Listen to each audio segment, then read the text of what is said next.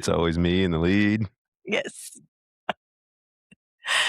Welcome to another conversation with the columns.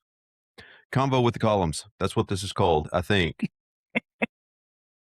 TBD, but You're doing a good job. that would also be TBD. Today's topic is horsemanship coaching and coaching with equine. Yep. And so we have had a whole conversation around our experiences coaching with horses. That's Mhm. another podcast episode. You can go back and find that one. But this one is specifically to set up and communicate Mhm. offerings that we're going to have, both what we would call new and old. Yes. Yeah. What would you so if you were gonna describe the difference between coaching around horsemanship and coaching with horses, what would you say the difference is? Well, I would probably verbalize them different to start with. So, horsemanship coaching Mhm. and then coaching with horses. And the difference would be horsemanship coaching is somebody that would have interest in wanting to be taught, instructed, given feedback, held accountable to growing their horsemanship skills. Mhm. Um, and so that would also be more of a niche specific coaching lane. As we will see in a subsequent added video, we will have a new little nuance to this particular podcast because it is a video recording of me interacting with a horse in more of this language around what that could look like. And so instead of this being a studio dialogue as we have had up to this point, it will include a round pen interaction that I recorded that will be added into this segment. I've watched it. I think it's amazing. I'm excited for other people to view it as well. Yeah, and so that would end up being the really the point of us setting this up. Up until this point, that hasn't really been anything that we have advertised. Mhm. There's been a few people that have inquired about it. I've shared some, um, but we'll end up having this on our website, Mhm. columncollective.com, Yep.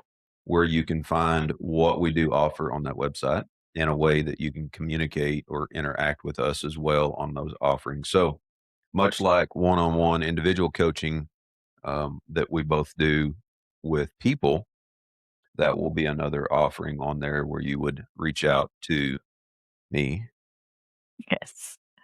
and she can be a surprise addition on times that she would like. I'm just not the horsemanship expert. I love to ride, but I go to my own horsemanship coach. You and another. Yes. Shout out to Mike Keller. Yes. Yes. Yeah. Yeah. So that would be horsemanship coaching. And then coaching with equine is something really where you and I got started coaching together Mhm. before I even did this occupationally. Mhm. And so there are a number of fun experiences that we've had. It's still a component of things that we do Yes. in our retreats. There is Yes. a horse component, though it is not hyper focused on the horse, let alone horsemanship. For sure not horsemanship on the retreats. No, Yeah. there's just a component to use. And the way I think I would describe, but I would love to hear your thoughts. The way I would describe coaching with equine is there are a couple of different terms that are used in the world, the mental health world, the therapy world, the what a horse would then be considered is a modality of the interaction. So it's an asset to or a doorway to more Mhm. personalized conversations with a person. Mhm. Whereas horsemanship coaching is specifically talking about the skill of horse training, horsemanship. But for me, I can't exclude how that relates to a person, which again, to get into more of the video that you will watch, Yeah. is a lot of that dialogue. But um, because this is our passion, emotional intelligence, most of what we dialogue is always going to be through the lens of what's going on inside of ourselves before we're trying to address what's going on outside of us. Yeah. I think we say this often, like every relationship is just a reflection of the relationship you have with yourself. And so that is the same with horses. And so coaching with horses is just an opportunity. We bring in a horse and it's just a really non-judgmental, non-biased mirror to how you show up in relationships. And we get to kind of process through that. And then the horsemanship coaching is, like you said, just more specifically around your growing your horsemanship skill, but it will always come back to what's going on inside of you, how to process that and manage that. For sure. So we hope that you enjoy this outdoor studio addition to our Convo with the Columns. And it's a great podcast partner, great video partner. He's pretty good looking too. Oh, I was not following that because I'm like, you were busy doing other things. There was nobody but me and a horse. I think he's He is a nice horse. Yes. So we hope you enjoy that. If you have questions about that, reach out specifically. Again, in the recording, our information is on our website. Mhm. If you have questions, feel free to reach out and let us know. But we hope you enjoy this particular conversation and the unique lens that this is actually going to be presented, which we hope opens up a lot more conversations to come. Hello, everybody. Britton Collum, and today I want to visit with you a little bit more around horsemanship, and that being either dialogued or processed through the lens of emotional intelligence. And so what I mean by that is I think that there are a lot of people who genuinely have a desire to want to grow in their horsemanship skill. But I don't know that everybody always processes it through how can you be better at relationships versus how can you get better at a skill. And if your question is how can I be better at a relationship, then I think all of the fundamentals that we navigate in this interaction look very different, because it doesn't start with how the horse is responding to you. It starts with how clear you are in the asks and in the interaction with the horse itself. And so if there are any curiosities about that, I have recorded a video of basic horsemanship through the lens of emotional intelligence. I have described the fundamentals of horsemanship, and so I don't want to do a lot of repeat on that video. You can find that on our YouTube page. But what I do want to do is that I want to begin to talk a little bit about some of the times as we navigate these journeys with these horses, especially young horses. This is a 2-year-old that I have started. And so he's still pretty overall green for sure. We've not really got out of the pen yet. We've got a couple of rides in on him, moving around the round pen pretty well. But really the goal is, how do I fundamentally create a structure, a baseline for this interaction, so this horse wants to actually engage, versus I think of this through the lens of a parent-child. If you're not a parent, that's understandable. I think there are plenty of ways that you can process this relationally in your own life. But an example of parent-child would be, hey, I've got enough life experience that I kind of anticipate how this is going to be challenging if these X, Y, Z, A, B, C, whatever you want to do, if those things are going to be big deals to you. What I don't want to do is dismiss the fact that they might be big deals to him. I don't know if any of that's going to show up in our dialogue today, but really this is more of a conversation than it is an instruction. And so what I want you to think about is in this journey with horses specifically, and the reason why I'm having this video and doing this conversation is I was in a conversation with my wife this week around teaching horsemanship. It's something that I used to do a lot. It was part of my profession, my job.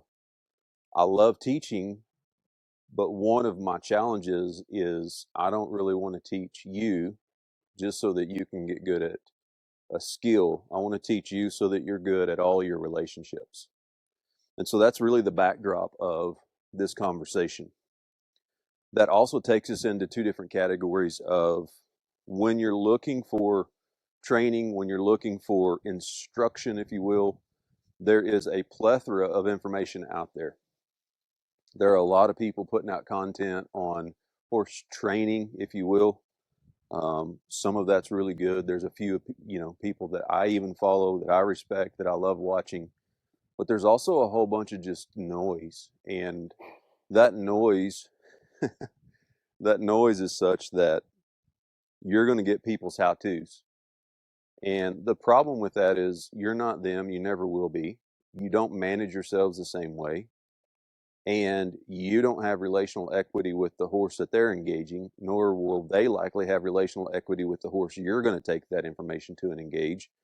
And so that's the reason why I like to dialogue horsemanship more as relationship than skill. There are some fundamentals. There are some basics that we cover that's necessary, especially for the understanding, regardless of where you are in that journey. But by and large, the goal is, how do I create enough clarity so that this horse really wants to connect and then be led? Because fundamentally, by design, that's the way that they understand this interaction to be. My wife and I also coach a lot with horses. And while we're coaching with horses, one of the things that I always find fascinating is these guys were wired to only process nonverbal communication. And so if you think about the amount of communication that we as humans have, most research or statistics will say that about 30% would only be verbal, which is what we're doing here. And then the other 70% would be the nonverbal, which is all of what they do. And so there are times where, when you're navigating these interactions with these horses, the goal is less about how to do that and being aware of what you're doing when you're doing that.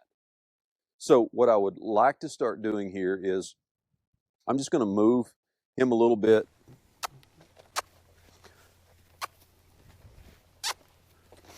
And as I do that, I want to talk through some things. One of the other fundamentals that I see happen sometimes is there are moments where people want to get through some of the groundwork so they can get on their back. And what I want to take pause in is I want to dialogue the distinction between the two, and I want that to be through the lens of relationship. If you're a believer, then this is going to make maybe more sense. If you're not, maybe there's still something there for you to consider. But I also have the privilege of traveling with Todd Pierce and Riding High Ministries, and so I get to see the way that human-to-horse interaction, sharing the gospel, unfolds in a really short amount of time.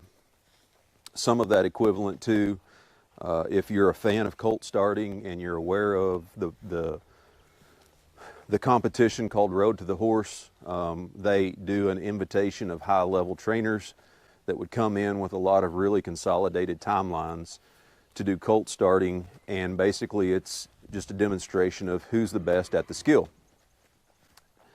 So through that lens, then, you're going to have some interactions where, depending upon how you manage yourself, will then determine how that horse is able to progress, and then visually see the process with which that trust is cultivated.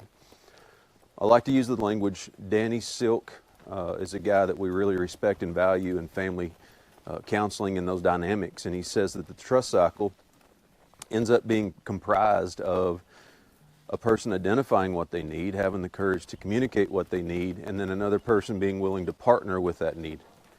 And then once you get to that third step, and that is successfully engaged, then that creates safety. and a measure of comfort that establishes trust. So those are the 5 steps. And that's no different than with a horse. Watching, you're going to see sometimes when these horses are communicating a need. This particular gelding here, he got trimmed recently, so he's a little tender on his front end. I'm going to be mindful of that. Our ground's relatively soft with some recent moisture. So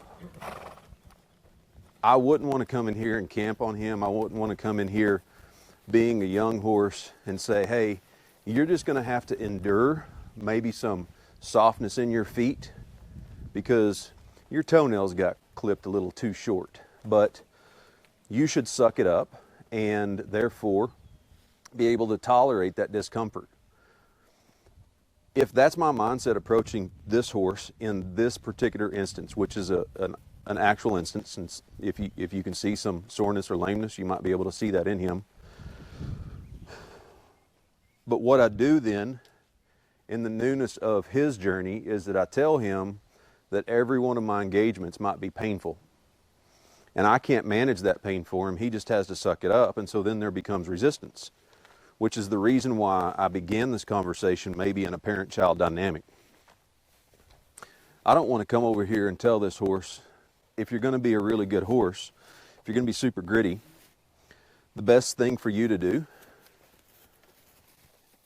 is just rub some dirt on it, toughen it up.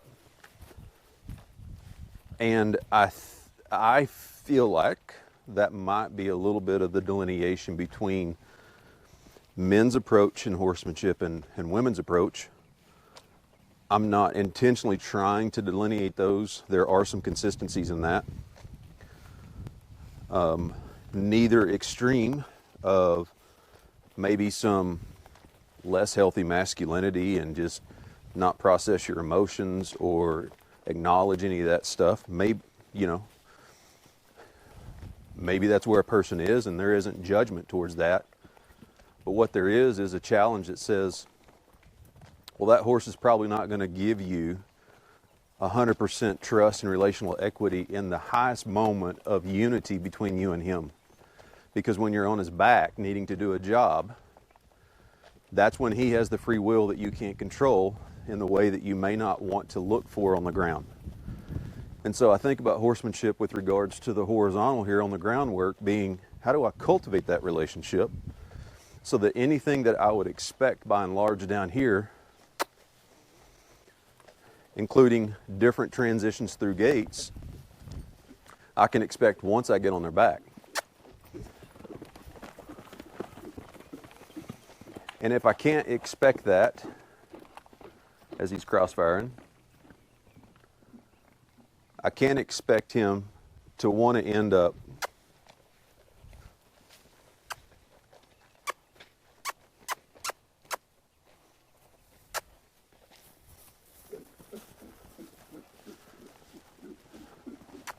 good. I can't expect him to want to pick up a lead if by chance he's prone to want to do that in his discomfort.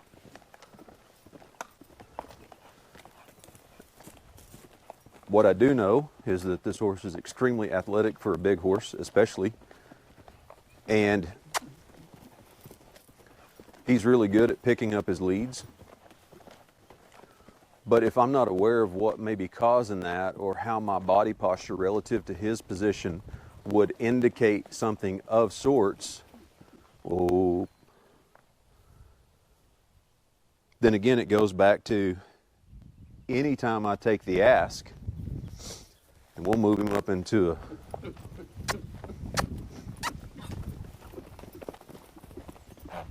so he feels good there, he's crossing there.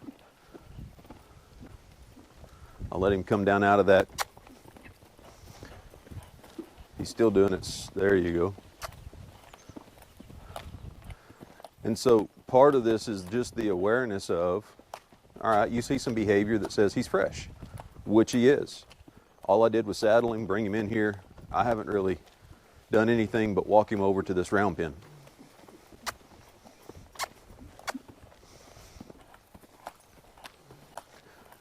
But because he's a young horse and because he's still new in this process, then even managing the rate right there is something that I have to teach, so that when I get on his back, that would also be something, that would also be something that I want him to be able to do as we get to that point. And so back to this being a horizontal relationship, if I don't feel like that horse wants to connect with me horizontally, then I'm probably not very fair when I say I expect you to connect with me vertically when I get on your back. And so if this statement, what you do anything of, you're prone to do everything of, is true, which I believe it is, then how you treat people horizontally is also the way that you're going to feel like you're treated vertically. It's just psychology. And when you are vertical, do you end up engaging that from an authoritative concept, or do you engage that from a relational concept? And so a lot of times you'll have people going, well, I can't get my horse to do whatever it is. And part of this was the discussion of, my wife poses the question to me, would you be interested in coaching people around horsemanship, where they bring their horse? And to some degree I could say, maybe, but I'm probably not going to be the best resource for that, especially if you don't want to be honest about yourself. If you're a person that really wants to be honest with yourself, and you're a person that says, I'm going to choose to have value for feedback, honest feedback, this is where I want to kind of get into a conversation. There's a difference between these two categories. Mentoring, which is you go and choose somebody who's further along in this journey than you are, and they agree that they would make themselves available to you as a resource. They want to invest in you. Perhaps they say, I see the value in you. And if it's just strictly about horsemanship, I would use the example, because he's well known, Buck Brannaman. Buck doesn't have the capacity to mentor probably the amount of people that want. Therefore, he went and created a channel. And that channel has a significant amount of resource on there for you to get the practicals, the how-tos. But if you actually want more growth, there are clinics that you would sign up for. So then you're actually now subjecting yourself to direct feedback on what he's witnessing you do that you may or may not be aware that you're doing, but it indirectly or directly affects the horse.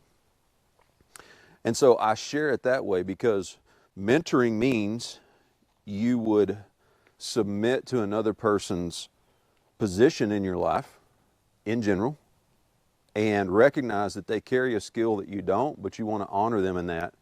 And so when they share something with you, you weigh that to the degree that you want to maintain that relational equity, because by and large, you can pay for mentorship, but mentorship in general, the majority of people would define that as you having permission or access to a person. But what I find is that there are a whole lot of people that want that type of access, but they don't want the accountability in it. And so that takes us into a category of coaching. Occupationally, my wife and I both are coaches. We predominantly focus on relationship. We do coaching with equine. But I also am willing to coach people in horsemanship. And so what I wanted to do this video for was, as we open up some of that, what that looks like then is there's still going to be accountability. But instead of you going and buying a DVD series, I agree with that, I support that, a subscription, somebody's behind the paywall access to more content, all that's great. That's not me, I'm not trying to do that. I do want to say that there is opportunity for you to get coaching in interactions of horsemanship, but the reason that looks different is, much like all other occupations, like you're going to the doctor, you have to schedule that. And coaching, by and large, in its definition, is action steps of, here's something that you're showing up, maybe not having understanding or clarity in, and you get asked a lot of hard questions, potentially with feedback, to achieve the goal that you would like to achieve, relative to the desired outcome. So it's progressive, it's forward looking. And so horsemanship coaching is definitely something that I spent the majority of my career doing. It is definitely something that I would be available to do, no different than if somebody had a relational challenge that they wanted coaching through, maybe personal growth challenge, identity challenge, the things that they're struggling with that they want some more emotional intelligence conversations and understanding and tools around. As you see, just me putting my hand up there, he swapped leads.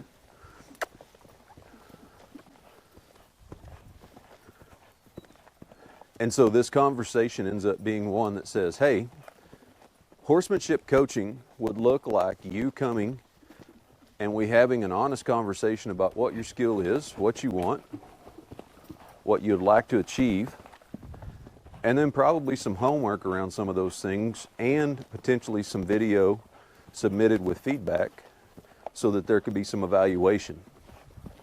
The technology that we have today, obviously, because this is being submitted to the point where you've received it, there's amazing technology that allows us to do some of these fun things that in lieu of it being in person is still a really viable option. And so when we come back to the conversation of, I probably would not, even though this horse is pretty chill, pretty lethargic by and large. We let him sit here for a second. He's going to look like he's about to go to sleep here in, a few minutes if he doesn't start grazing. But I could mistake that disposition as maybe a readiness for more intense things that are still pretty unsettled when it comes to a vertical relationship on his back. And so that's where I draw the relatability of what that looks like for maybe those of us that identify as believers. We end up looking at this dynamic where you find yourself struggling, going, well, I didn't ask you to show up like that. I didn't ask for a big outburst. I didn't ask for you to not manage yourself. And if I'm not careful, and all of my self-esteem, again, there's a difference between self-worth and self-esteem. Self-esteem is how you feel about what you can do, whereas self-worth is you knowing who you are.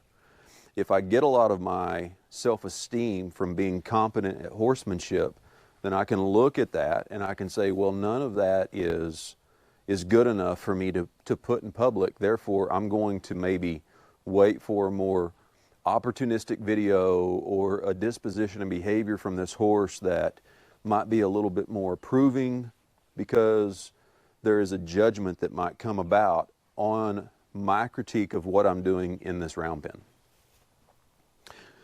The good news is that you can critique that all you want. Perhaps there's some things that I could adjust and change, and that's fine. But that's not the point of the conversation. The point of the conversation is, do you want to give people access to you for feedback and accountability?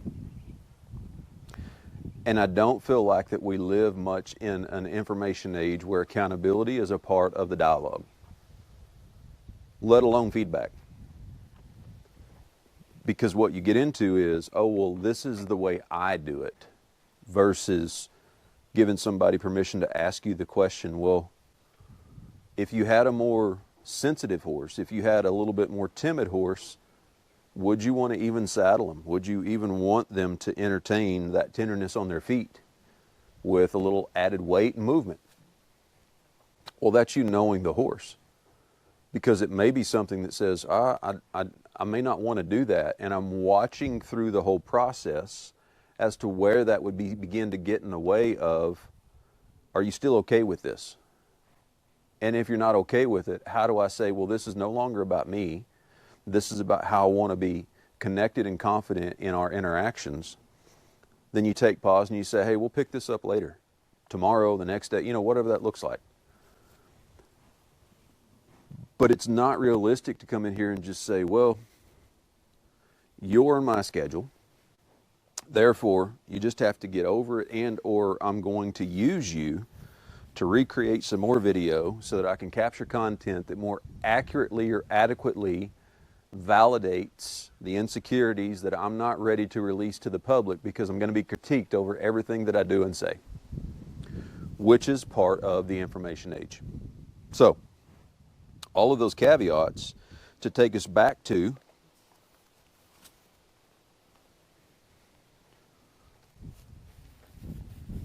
my primary goal is I'm here to get this horse's foundation so solid that when he leaves my hands, somebody else can do a really good job to take him on for a niche specific career. And in that, he would trust that his other relational equities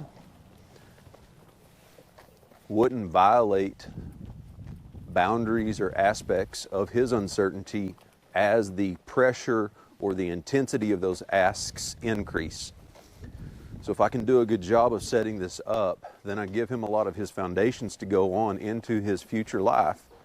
Because without that, and again, this is kind of a reference that I hear Todd share a lot when he's interacting with these horses. This horse by himself in a pasture is relegated to just eat and stay alive. Without this interaction, that horse will never actually reach its full potential of why it was created. And so even biblically, you end up seeing these examples of, all throughout Old and New Testament, a horse, of what I have read and learned and understood about the Bible, is the one animal, one creation, that is specifically designed where they can't reach their full potential without humanity. And in those interactions, you see that both man and horse achieve a greater level of things together than independent of one another. Proverbs reads this, I believe it's in the 21st chapter, but it says, "The horse is prepared for the day of battle, but victory belongs to the Lord."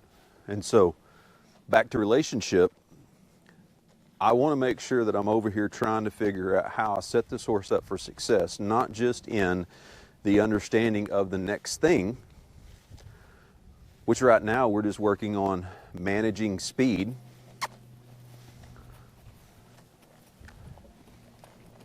It then subsequently translates to, when I get on this horse, is he prepared for those asks, because now it's vertical.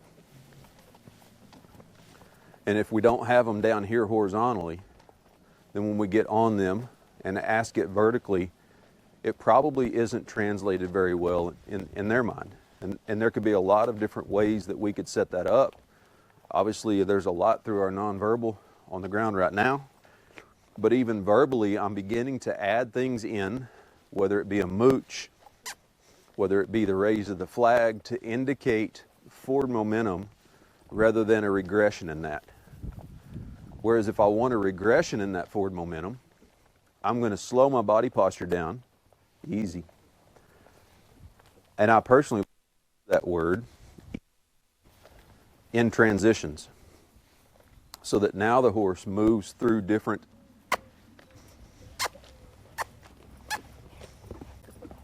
speeds, different gaits, because of the ask. So if it's clear down here, then it should be, once I get on that horse, clear on top of him.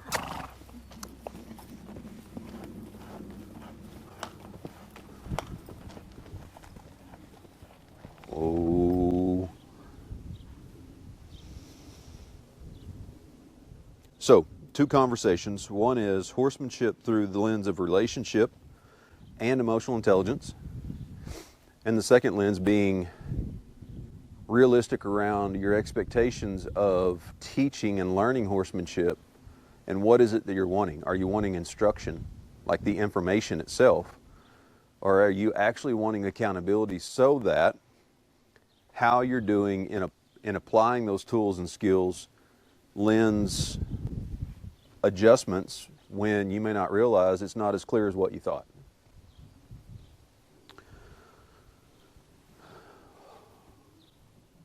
there could be a lot of different directions that this particular conversation could go. But again, the goal in this particular video is to keep it short enough that there is a really specific dialogue happening here. Number one, what is your goal? And if you can't define that, then chances are you're not going to be very successful at how you lead something. So it doesn't mean that it has to be horsemanship. It can be in your role as a business. It can be you as a leader. There's so many practical applications in that regard. But secondly, as you are engaging that, also be honest with the fact, what's going on inside of you when you're making those asks. Based on that horse's response, is it provoking you? Is it triggering you? Is it frustrating you? Or do you see it as an opportunity to have patience? There's an aspect of the fruits of the Spirit. It's termed plural, but it's just the manifestation in a multitude of ways. There are 9 different ones listed. And in that conversation, patience ends up being one of them, along with forbearance. And so it's one thing to be patient, but it's another to be either in a process of forbearance. Another way it's translated is long-suffering. But if you're doing that independent of feedback, where you might be in here and this horse just will not come down, they get really excited, their fight-flight instinct gets activated, and they're just running off. There may be an appropriate time that you stop engaging to let that horse come back out of that reactionary behavior, because nothing that you can do is probably going to be effective at stopping something that is hardwired in them for survival. What you have to acknowledge is that in that moment that they got triggered into a fight or flight, it may be something that you did, or it may be something that they're just still unclear of. And so how you choose to filter that about you has a lot to do with whether it's your self-worth that gets triggered or your self-esteem.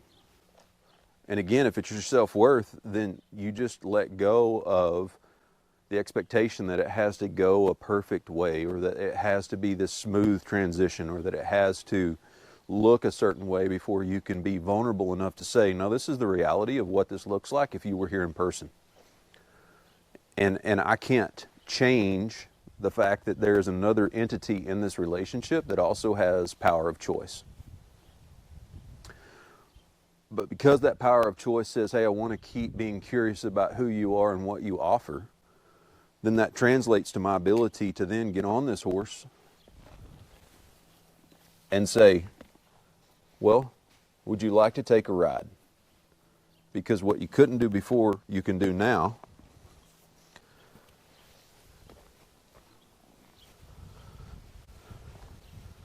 And what you can do now is so much more than what you could do even before I engaged you with this stuff, to the point that I trust that we're both going to get to do some things that we couldn't do before when we were just by ourselves, independent of one another,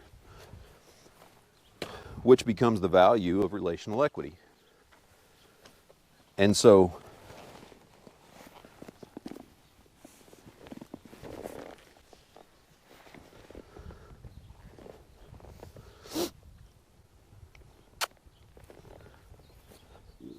I'm going to be really patient and slow in the asks. I'm just going to move him around some, so this doesn't look like it's a, I don't know what you might perceive it as. I don't even honestly care. I'm to the point in this horse where I'm riding him in a snaffle.